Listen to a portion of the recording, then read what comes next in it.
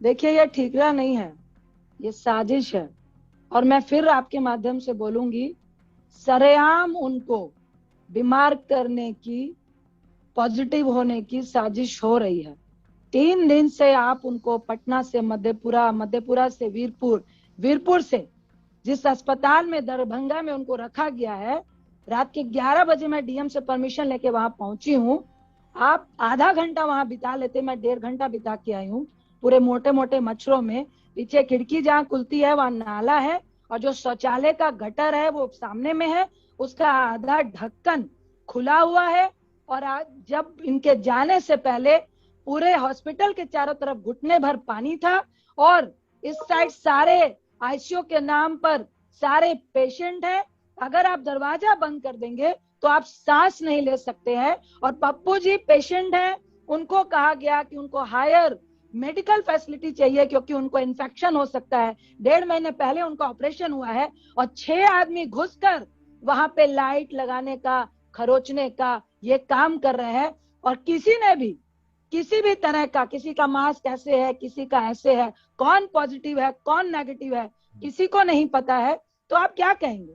ये एक as a पत्नी भी मैंने नीतीश बाबू को कहा है, और एक राजनीतिक व्यक्ति के सेवा करने से अगर किसी का कद बड़ा है, आप जिस छिछोरी और इगोइस्ट राजनीति के चलते उसको मारने की कोशिश कर रहे हैं। मैं फिर बोलूंगी, जो कंडीशन आपने पैदा की है और जिस हालात में आप पप्पू जी को वहां पर रखे हुए हैं, निश्चित तौर से कल भी मेरी डॉक्टर दीप गोयल से बात हुई जिन्होंने ऑपरेट किया, वो आश्चर्य कर रहे थे कि इस तरह से कैसे कर सकते हैं। उनकी हिस्ट्री है, उनको इन्फेक्शन हो सकता है, रिसेंट उनका ऑपरेशन हुआ है। तो आप क्या बोलेंगे?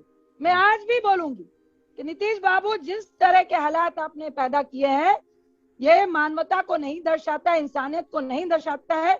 मानक जी, आप उस अस्पताल में जाएंगे ना, तो आप अपने पालतू कुत्ते को भी उस रूम में नहीं रहने दीजिएगा। और मुझे रियल में कह रही हूँ, दुख हो रहा है कि आज मेरे पति गए हैं। हम लोग हमेशा अपने अस्पताल का निरीक्षण करते रहे हैं, मुंह ढक के जाते थे, क्योंकि पेशेंट के साथ पॉटी और सुसु भी पड़ा होता है।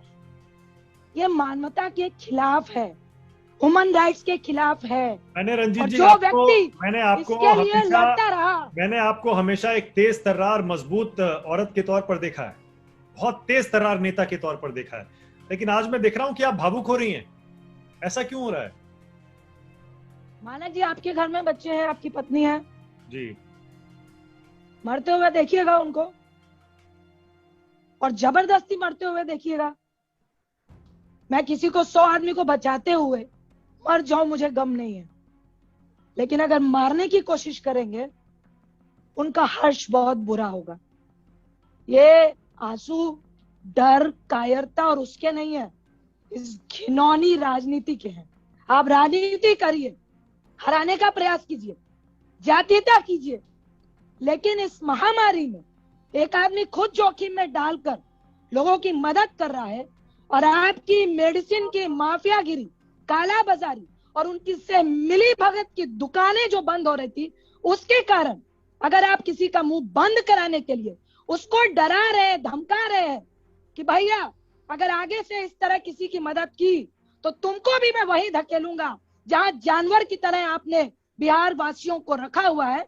मुझे तो बिहार वासियों पे भी नालत आती है कि लगता है इनको ऐसे मरने की, ऐसे शोषित होने की, जहां पे कुत्ता भी नहीं रहेगा वहीं पे आप लैट्रिन करते हैं, वहीं पे आपको अस्पताल में रख दिया जाता है। आपको आदत पड़ गई है, और वह वैसे लोगों को आप वोट देते हैं, वैसे लोगों को आप प्रतिनिधि बनाते हैं। मुझे शर्म आ रही है कि क्या कितने शोषित हो चुके हैं बिहार के लोग, कि देख रहे हैं हम मर रहे हैं। आपका एक अस्पताल ऐसा नहीं है, सरकारी अस्पताल हो, अगर प्राइवेट में जाइएगा तो लूटेंगे, सरकारी में जाइएगा तो लूट के साथ आप ऐसे ही मर जाएंगे बिना इलाज किए हुए। और पूरा बिहार से चुपचाप देखता है, उन्हीं अस्पतालों में जाता है। मुझे रियल में शर्म आती है कि कैसे लोग हैं, मुर्दा लोग हैं। क्या इन मुर्दा लोगों के लिए मुझे लड़ना चाहिए?